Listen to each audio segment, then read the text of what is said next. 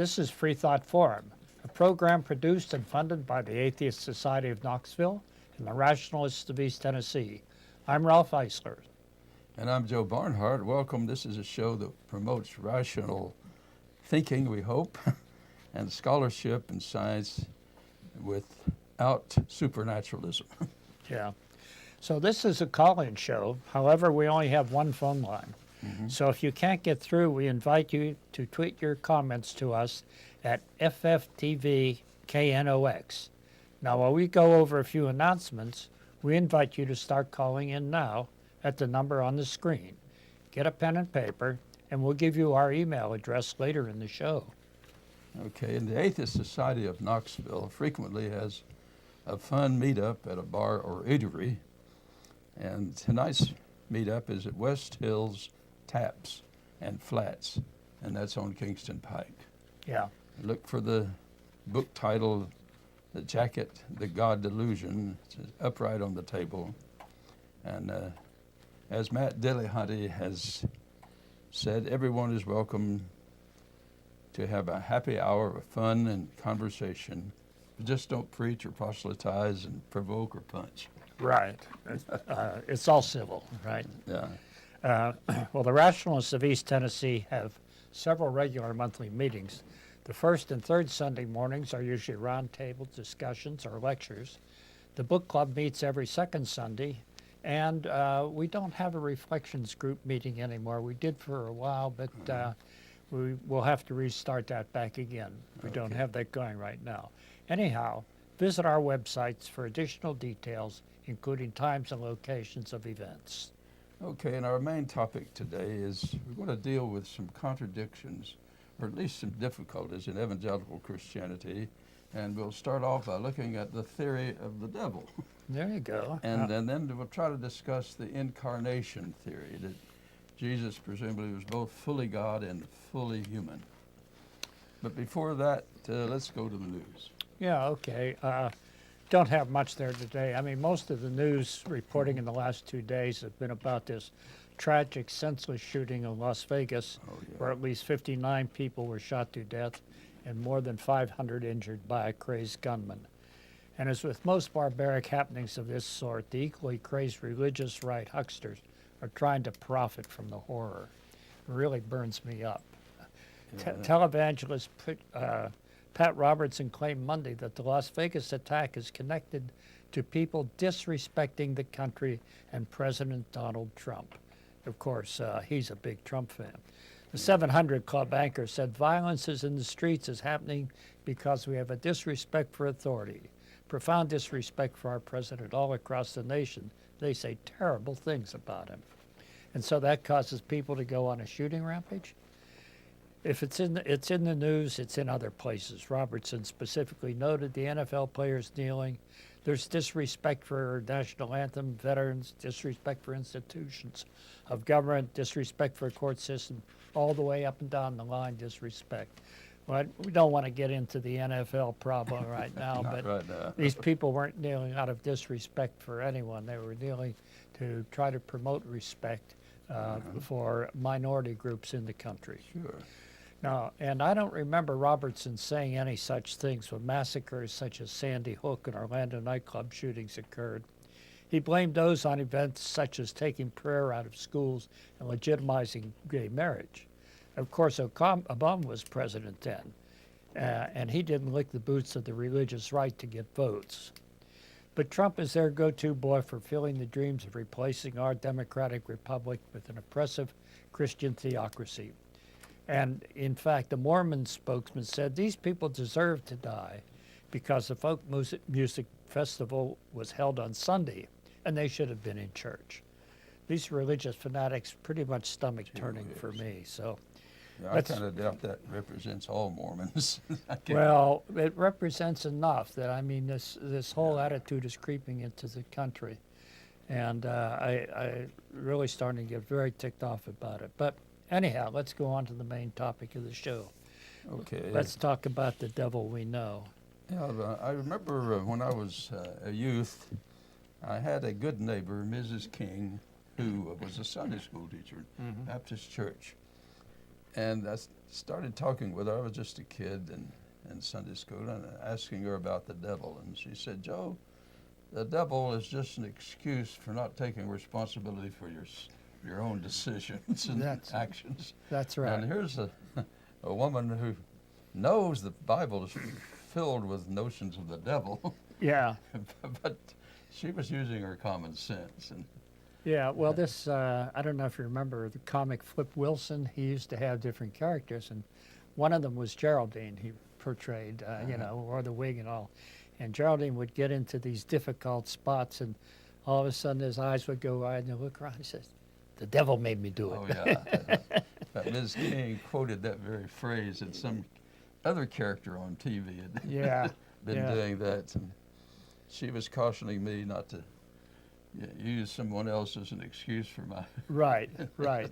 Exactly. I've always appreciated her. This woman had a sister who died, and she adopted the child and raised him, and did an exceptional job. Oh. He later became a dean and college president. I thought it's a pretty good job. That's not bad. She did a good job in raising him. Yeah, But of course, there are still a lot of these fundamentalists around who will tell you that the devil's by your side at every moment, tempting you. And yeah, when I go to the ice cream store, I don't need a devil to tempt me. I'm just glad I don't drink. I'd be even probably worse. He's not on your shoulder. He's behind the glass in the case. Exactly. And I often thought, you know, when I was thinking more about this, would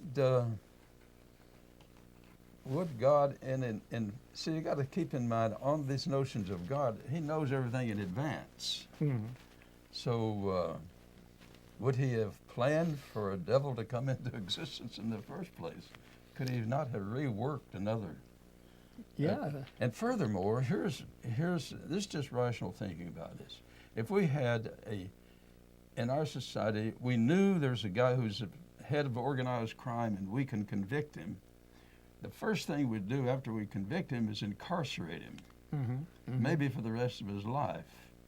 So I would say, why wouldn't the devil be incarcerated in the first place if you have an omnipotent God?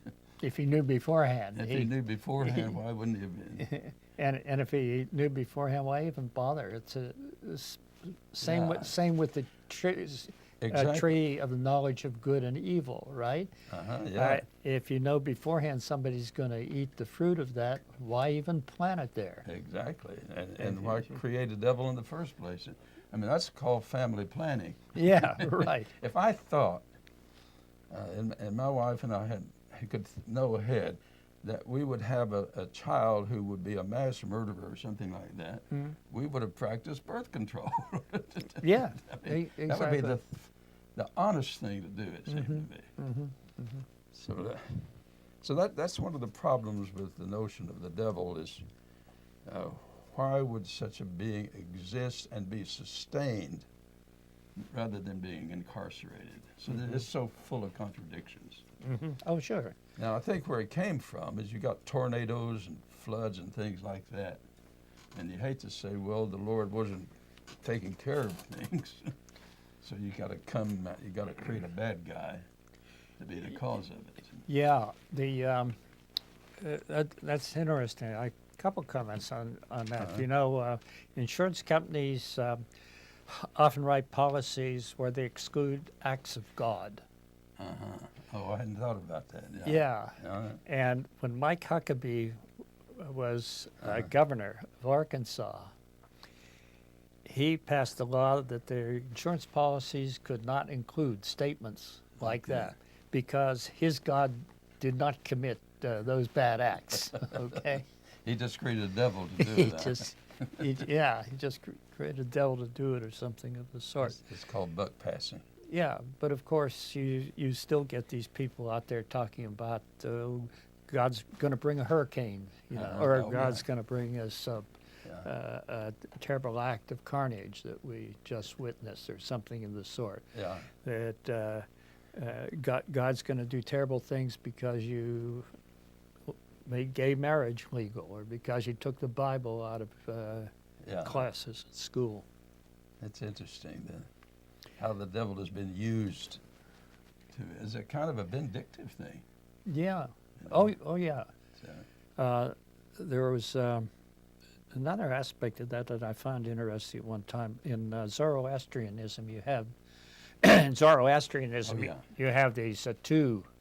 the God of light, and the God of light, darkness. and the God of darkness. Uh-huh. You know, and it appears that the ancient Israelites did not like that concept of having two gods because they only Well, wanted yeah, one God. There were the gods before me. Yeah. Yeah. And so in the King James translation of Isaiah 45:7, Uh-huh. the God admits that he creates evil. Uh-huh. I can't give you the exact quote. But good and evil. But right, good you're and right, evil. Right, yeah. So As a matter of fact, the word God in Genesis there, they got several words for God: Yahweh and El and Elohim. yeah, now we have it up there. Yeah. Yeah, good. Now Elohim, the im there is plural, Mm-hmm. and that was a problem for some theologians to try to explain why you would have a plural for El. El, in other words, you've got El is God, and hence you got people called Samuel, Mm-hmm. Daniel, but you have in the book of Genesis Elohim, and the im is plural. Yeah. And so they had a hard time, the theologian, trying to explain how would you get a pluralistic name for God. Mm-hmm. And one of the rationalizations, and I think it's all it is well, it's a plural of majesty. Ah, But I think basically what it was is that Judaism started in polytheism. That is to make man in our image, male and female created he them. yeah. That's plural. Yeah, yeah. And gradually they, you got the law of parsimony, simplification of the gods. But later on, they developed. Then you got a one God. Then you get all these archangels who got to do that. Oh, yeah. It's really somewhat confusing. You have this whole hierarchy of angels, archangels. And one of them fell. And that was Lucifer. Yeah. That's how the devil theory came on one theory.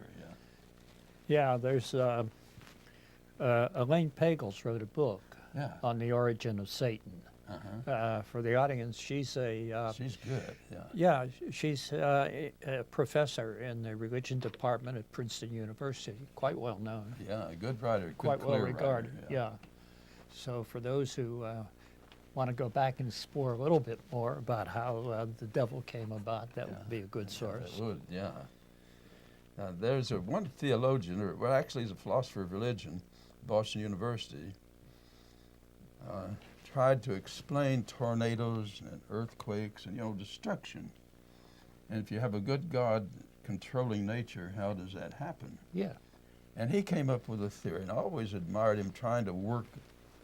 He said, you have God who has a will to good, and he has the rational, what he calls the rational given, but then there's non-rational energy as part of his nature. And it's not totally controlled by, and it sounds like you and me, doesn't it? These apologetic theodicies make you laugh at times, don't Well, they? it's a way of saying that you have divine energy, but it's not totally controlled. And you and I can so understand that means you're not all powerful. That's exactly that's what and he said that. Yeah. You have to say, and one thing for his honesty, he said, and he did away with the devil theory. He said the theory doesn't explain anything. Ah. Yeah. Okay. So we could keep his view of God, but God was not omnipotent. Yeah. Well, I think some theologians have come down on that conclusion close to it, try to explain away some things. Yeah. The 3O God, the omnipotent, omniscient, and omnibenevolent, is incoherent. Yeah. And so, as I say, these people, I don't know how long they've been doing this or how many they write these theodicies to try to justify the occurrence of evil. Just find the ways of God to man. Yeah. Yeah. So I always find that to be very strange that you have to go out on so much of a limb to explain these. It's like a lot of theories that we have. It's you pay a price to keep the consistency. You have to add in things. Yeah. I think I did a program here a couple of weeks ago, which I had labeled the compulsion to believe, where my point of view was that these people who are very theistic, they start out with the idea that there is this God, okay, and they want to give him certain attributes, and they'll go to any length, no matter how irrational, to try to justify that belief. Yeah, it's most of us have theories, and then we modify gradually. Yeah. Yeah. Well, let's look at some ideas on, for example, the notion of the Incarnation, which is a view of Christianity, a typical Christianity of the Orthodox version, anyhow. Mm-hmm. It says Jesus came and he was fully human and fully God. In Philippians, the 2nd chapter, Paul says he's in the form of God, but he emptied himself. Uh-huh. Now my question is, and I think it's a sensible question, is emptied himself of what? Well, most theologians have said that Jesus had to empty himself of his omnipresence. He can't be there in Jerusalem and over in Japan at the same time, because that's what being human is. You are located. Yeah. And spatially located. Yeah. And then some of the theologians would then say Jesus made mistakes, because that's what it means to be fully human. Okay. You cannot be human without making mistakes. Okay. And then they would say that to be human means that you might have moral flaws. Mm-hmm. And now I remember talking, I've forgotten somewhere, talking about forgiveness. One guy said, "I've never done anything wrong," but I didn't talk to his wife. I think she would have had another opinion. Okay, well, how about that poor fig tree that he cursed? It didn't do anything wrong. No. Didn't have any figs because Exactly. it wasn't in season. And if you had asked Jesus' mother, she Yeah. might have had a different opinion. Yeah. But let's see, if you say that Jesus is fully human, then you've got to take that seriously.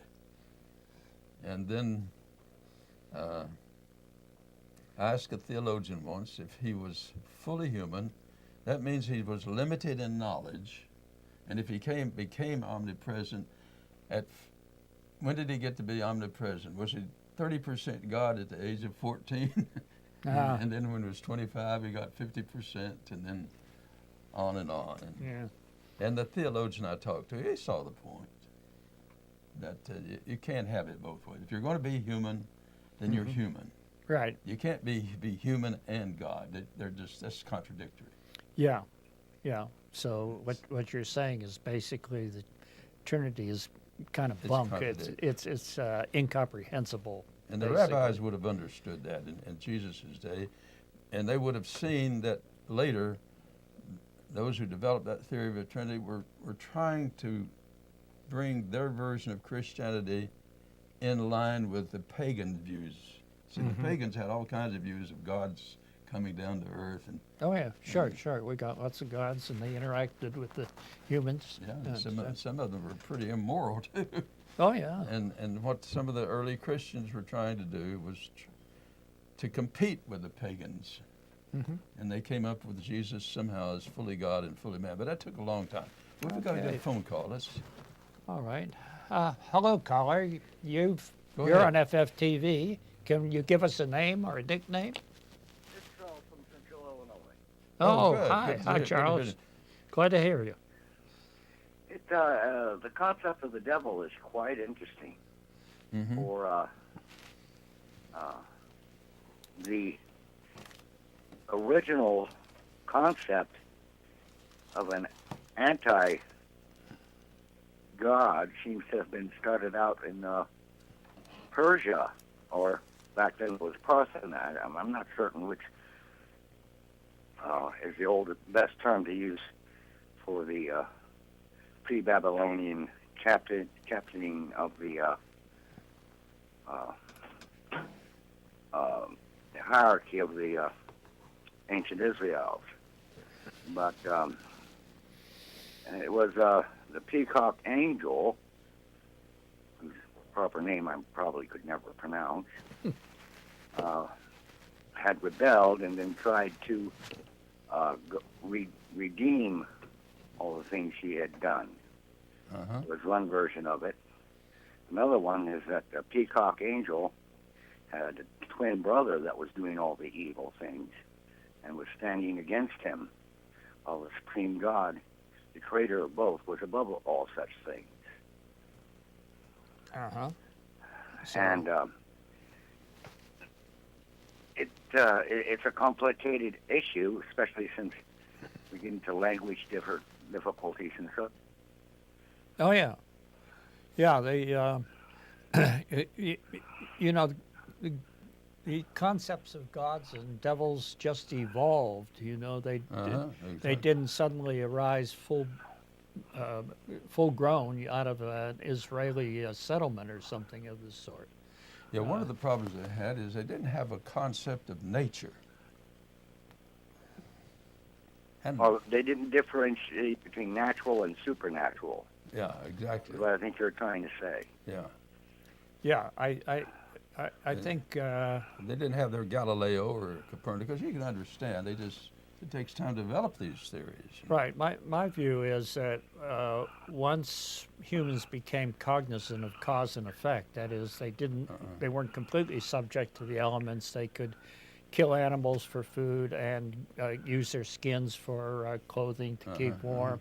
Or when they finally discovered agriculture and moved to a more sedentary life, and that really started to impress them on ideas of cause and effect that they could do, and that humans did that. And so when they came across things like bad rainfalls or drought or something of that sort, they kind of naturally tried to impute some cause to these things, and the cause, I think, was also naturally a human-like creature. Yeah, exactly. But not human. Yeah. Superhuman or supernatural. In the Bible, it's complicated because there seems to be multiple different supernatural type beings running around.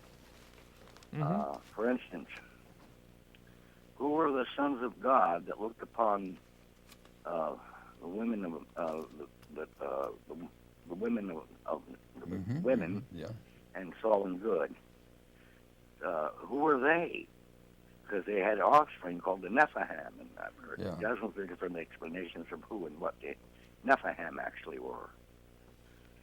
Well, that's when the notion of the theory of angelology took a long time to develop in the Hebrew tradition. And you can see it was needed to get God off the hook, as it were. Ignoring the whole part about I'm the author of all that is light and dark, and all of that is good and evil. It's a theory of delegation. And if you delegate, then of course you're not fully responsible for everything. So when we move into the Christian era, the devil becomes the evil twin of Christ. Okay, the archangel that deliberately rebelled because of the sin of pride, and is now actively trying to destroy everything that Christ set out to achieve. Yeah, that's why we raised the question of why he was not, on that theory, why he would not be incarcerated immediately. Or, just unmade, because since, God made him, why didn't he just unmake him when he rebelled? Yeah. Well, that'd be capital punishment, wouldn't it? Well, I don't Yeah, think... but God was adverse to capital punishment. He drowned everybody in the world. Not in the at one time. Bible. And then all those things you're supposed to stone or Yeah. execute people for throughout the Why was all the the devil not? Maimonides. There's a long list of you can be killed for this and you must kill them for Oh, that. yeah. So no, there's no problem with it whatsoever. I remember as a kid asking one of my Sunday school teachers, could the devil have been saved? That's a good question. You're just a kid, you know. Well, I Yeah. think that's a very good question. I never thought of that. Can he still be saved? I mean, after all, he's not eternally incarcerated there in hell, right? Exactly. He's, Exactly. He's not incarcerated. according to the theology or mythology, whatever you would have, he's supposed to break out at some point. Yeah.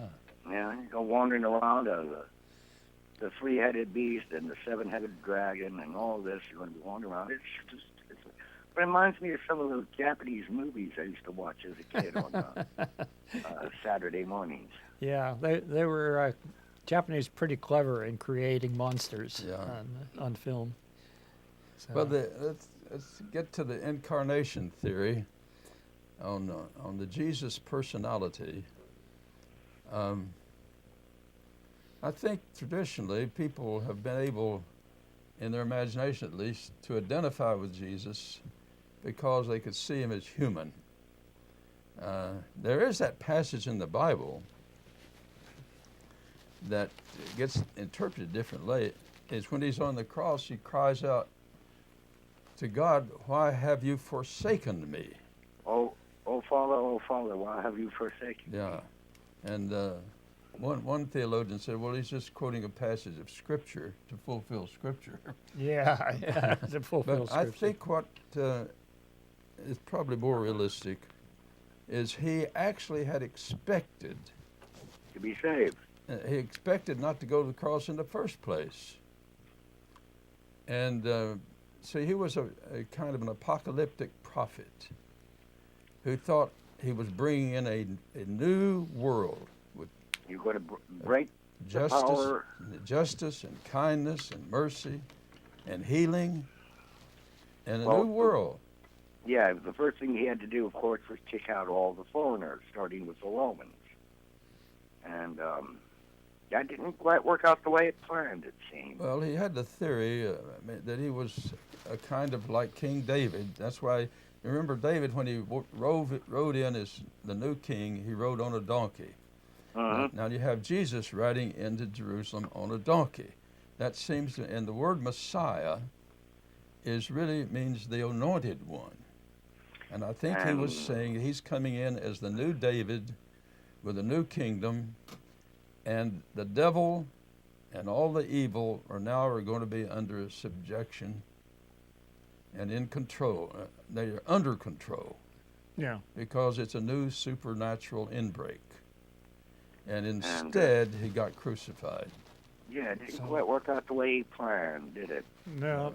It was a Getting tragedy. back to incarnation, Uh-huh. whose DNA did Jesus have on his father's side? Yeah, you know, like on the virgin birth, that's a good question. you know, I'll see that. where did that Y gene come from? If Uh-huh. God has no Well, when you're in physical essence for that. the answer to that, when you're in the miracle business, you can do whatever you need. So if you need new gene input, you Yeah. can just do it. Yeah. Well, Okay. well, thank you very much for Thank you. calling in, Charles. We always enjoy talking to you. Have a good one. Okay, thank you. Okay. Bye. Okay, so we have sort of covered a few things here, right? But Right, there's we've tried to open a few doors in it. yeah, a few doors. There are a lot of other things that. But I've always wondered that, you know, you can sympathize with the early Christians. They were trying. See, I don't want to be an atheist fundamentalist. A fundamentalist cannot do what an anthropologist does. An anthropology goes to another society and tries to see how they take their views and use them to their advantage. Mm-hmm. And you can see the early Christians using some of their ideas, trying to solve their problems. And that's what I think the Apostle Paul does with his notion of justification by faith rather than works. Mm-hmm. And it fits. If you turn God into the community, then you say, well, how can I be in good stead and a good member of the community if I'm imperfect? Well, there's where grace and forgiveness comes into play. All of us need some forgiveness and some grace from the community, from other people or family or whoever, for mistakes or dumb things we've done. Yeah. Mm-hmm. I understand that. I tend to think most religion has its origins in people's inability to deal with their mortality. That they can't face the fact that they will die at some time. Now, some of the early Hebrews probably did not believe in life after death. So that's... Well, yeah, maybe, but as I understand Judaism, maybe even today, but at least back yeah, then, that's a different ballgame, yeah. was that people, when they died, they would stay in the graves. But when the Messiah came back, he would raise them. Resurrected, And yeah. they wouldn't be in some place called heaven that's way out in the sky. They would live on this earth again. That was the impression I had. I don't know whether that was standard or not. Well, I think you're right, is that... Because if you look at the story of after Jesus' resurrection, and he, in one of the Gospels, they say that the saints came out of their graves. Oh, yeah. And marched towards Jerusalem. Well, that or actually, something. that was in Matthew, and at the crucifixion, they came out of their graves. Uh-huh. I thought it was after. Yeah, I guess it was at the crucifixion. Right. Yeah. Exactly. Yeah. Right. Okay. Well, it's about time we ought to take a program break here. Oh, okay. So. Go ahead. Oh, well, in case you are tuning in just now, this is Freethought Forum, and it's a program by the Atheist Society of Knoxville and the Rationalists of East Tennessee. And Freethought Forum is funded jointly by them and by individual contributions. And we are a live show every Tuesday at 5 o'clock on this station, Eastern Time, and you can see it or streamline inside the Knoxville area. And go ahead, that's... Yeah, you can go to ctvknox.org to watch it streaming live on your computer if you don't live in Knox County. Say that again slowly, ctvknox.org. Yeah. So anyhow, this is a call-in show, and we're live today, October 3rd. And you can call in now to the number on the screen, or you can tweet comments to us at FFTVKNOX. And the Atheist Society of Knoxville, or often called ASK, meets 2 times a week and have evening meetups for fun and conversation and so forth. And the purpose is to supply a venue of community, camaraderie, and outreach to atheists and agnostics and free thinkers and people of like mind, so they can just have good discussion here in East Tennessee. Yeah, okay. Riv, how about running our promo here? And, just take a little break here, and you can watch a promo for the program. Do you find stories of talking snakes laughable? Do you prefer the scientific method over supernatural beliefs? Are you concerned about religious leaders and organizations imposing their values and rules on your body, your family, and the rest of our society? Well, take comfort in the fact that you're not alone. The Rationalists of East Tennessee meets weekly for fellowship and provides a forum for people who support skeptical thinking and rational discussion of these and other issues. To find out more information or to find out about our next meeting, visit us on the web at www.rationalist.org. If you live in or around the Knoxville area and are questioning your religious beliefs or simply believe in one less God than everyone else, well, you're not alone. The Atheist Society of Knoxville is a fun and friendly group of people just like you that meets twice a week at a bar or restaurant. We meet every Tuesday night following the show at Barley's Tap Room and Pizzeria for happy hour. You'll find our group either inside or on the patio. Look for Richard Dawkins' silver-jacketed book, The God Delusion, standing upright on the table. On Fridays, we meet at Agave Azul or the Beard and Beer Market. But if you plan to preach, proselytize, provoke, or punch, please don't. We all question what we believe at one point in our lives. If this is the time for you, come join us for food, drink, conversation, and fun. Okay, well, here we are back at Freethought Forum. The Rationalists of East Tennessee, which helps to support this program, has Sunday activities involving lively presentations and discussion of subjects that are topical and timeless. Once a month we get together for a book club, and you need not have read the book to attend, but of course it helps. It helps. Okay, both the Atheist Society of Knoxville and the Rationalists of East Tennessee provide a social outlook, an outlet. And you'll find that if you don't believe in God, you're still welcome. You're not alone. Yeah, and you can come join us from 5:30 on this evening out at Flats and Taps on Kingston Pike. It's across from Cappuccino's and the,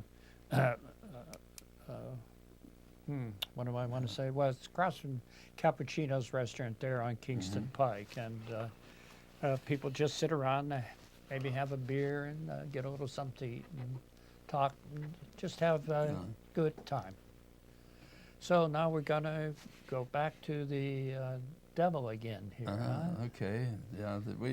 I think what we have to realize is whenever they didn't have a concept of nature and the laws of nature, and the inner workings of of nature, then you got to try to explain things like floods and tornadoes that you didn't expect, Right.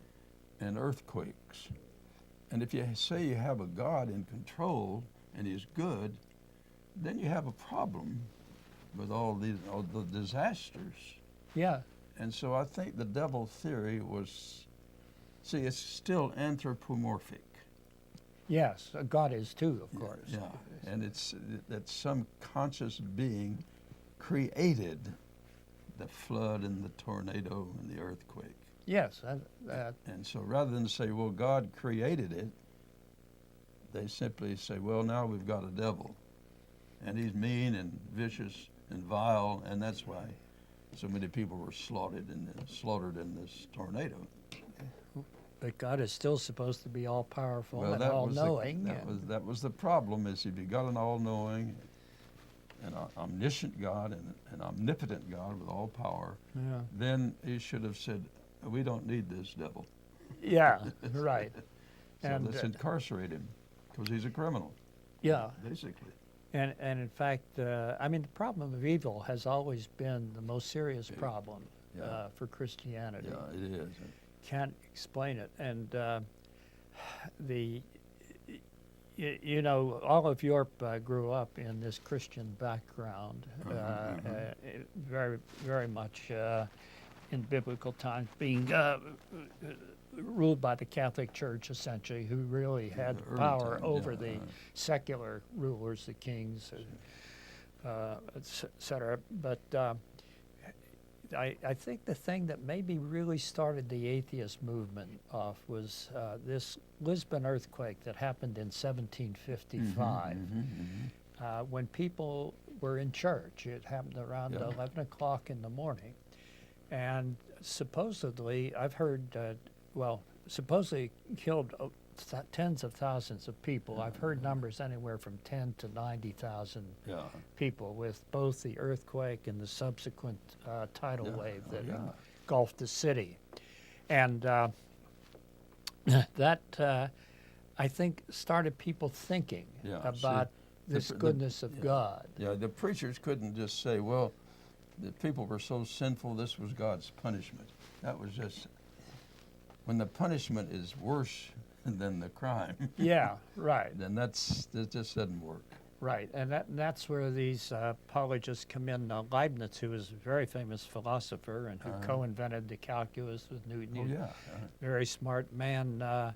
He tried to argue the way out of this as being evil, and insisted we live in the best of all possible worlds. You know that no matter how bad it was, things could be a lot worse, or something of the sort. And if he's rational, he did say best of all possible, given the conditions. Given the conditions. You start with, and that's why E.S. Brightman, I mentioned this to you earlier, developed a view of God that says that God suffers. He does not have full control of his own energy, so that earthquakes and so forth, while that's part of God's energy, he doesn't have full rational control of all his energy.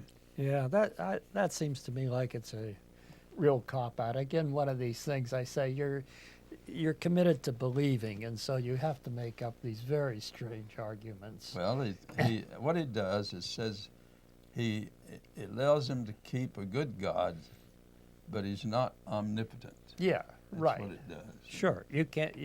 If you take away any one of the three O's, maybe you can reconcile the other And two. he did away with the notion of the devil. He said the devil just simply is irresponsible.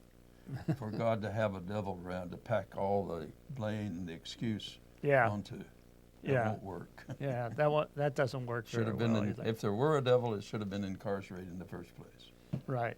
Well, in any case, I mentioned this Lisbon earthquake, and I think a lot of the impetus for the atheist movement in Europe started from that. And Voltaire wrote Candide, that was a satire on Leibniz. Dr. Pangloss was his satirized Leibniz there. And so then people started to think, well, maybe you can make fun of religion. I don't know if that's the way it started, but... And the reason I don't like making fun of religion, I like to just point out contradictions. Yeah, I know. You're a much nicer guy than I am. No, I don't think that's true. I think making fun of people is different from just seeing contradictions. Yes, I And agree you know with that. you. And there's so many contradictions in this traditional theism. Yeah. And that's what we're trying to point out, is that it's not religious faith that says, well, I'm just going on. As a matter of fact, I would want to argue this. Maybe we can have a whole program. Every believer is an unbeliever. Every believer is a skeptic. For example, if you're a committed Christian, when it comes to Islam, you're a skeptic and a doubter, an unbeliever. Yeah, that's what, I once was in Blackwell's bookstore in Oxford, and I had this book in my hand that listed about 5,000 different gods and their professions. Exactly, Okay? And if you go up and ask any local believer around town, say, well, do you believe in this God or this God or this God? He'll say, no. Of course not. And of course, you go through 5,000, you say, okay, well, you're almost as much of an atheist as I am. I mean, well, in that sense, atheist just means this God doesn't exist. Yeah. So in that sense, there are all kinds of atheists. Yeah, exactly. So, yeah, so all we're saying is that critical thinking and skepticism and faith are all a part of us. For example, if I drive a car, I have faith, but I hope it's not blind faith. Mm-hmm. I trust other people are driving, but also I keep alert in case I'm stupid or just imperfect. Sure. And so I've got to be alert. Yeah, well, we all have beliefs, and the only question is how well justified are those beliefs. Yeah. And there's some that are very well justified and others that are not. Now, I'll be honest with you, I believe things that are just as weird or weirder than any theist does, okay? I got you. I believe that the nucleus of an atom is made up of quarks that are other little subatomic particles that nobody's ever seen directly, and things called gluons that tend to hold them together. I like that, yeah. And if you look at a table that a physicist puts out of the Standard Model, you'll find that gluons are massless, and the quarks only add up to about 5% of what the protons and electrons do. So where's the rest of the mass come from? It comes from these gluons, which are virtual particles flipping in and out of a void in the background, in and out of what physicists call the vacuum. In other words, empty space. Yeah. Now, why do I believe that? That is really weird. And I believe it because people have built huge machines The and done consequences, an enormous amount of analysis and data, and because it's consistent with the mathematics, which we think describes fundamental particles. 200 years ago, the automobile, just to predict the automobile, Yeah, it would have been fantastic. yeah. I've often thought about this. My mother was born in 1906.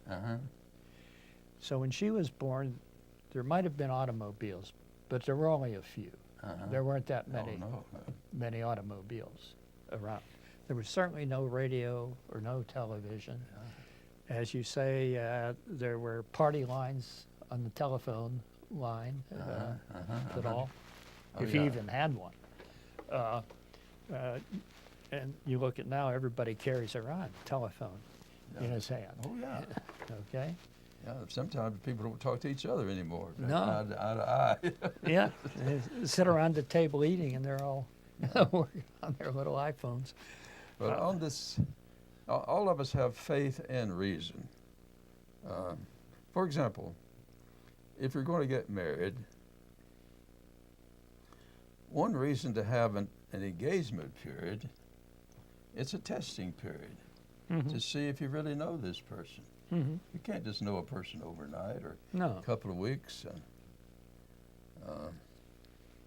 And it's good to have that period in which you get to know this person, interact, and also you talk to people who have known this person Yeah, sure. to see what they are saying. And all of this is collecting information and testing your theory. Right. This is a good person to marry. Right. And it takes time to figure this out. And that's part of questioning and doubting and skepticism. Right. And just to see if you're right. And I was 4 years doing that, and I'm glad that we've been married to 64 years. Oh, good. So people tease me when someone said, "Joe, if you don't get on the ball, somebody's going to marry Marianne." Yeah. But I'm glad that we didn't jump into it. Well, I had pretty much the opposite experience. Yeah. But we've been married 59 years now. So Nowadays, that's a long time. so, yeah, and well, I won't go into I got you, any more discussion on that. But going back into these contradictions that come up, why is it that people don't want to admit there are contradictions in the Bible when there clearly are? Well, that's a good question. I mean, it's part of it is when you say, well, the Bible is the authority, then you hate to say, well, if it's my authority and it's flawed, then how much authority is it?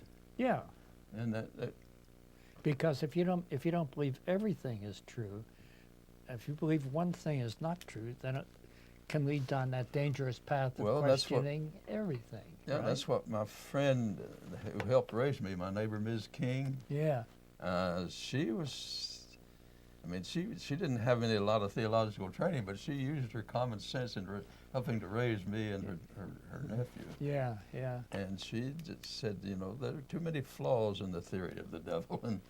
And she would say, use your brain. You know, Yeah. that's Yeah, what- right, She said, it's like your legs, use them. right.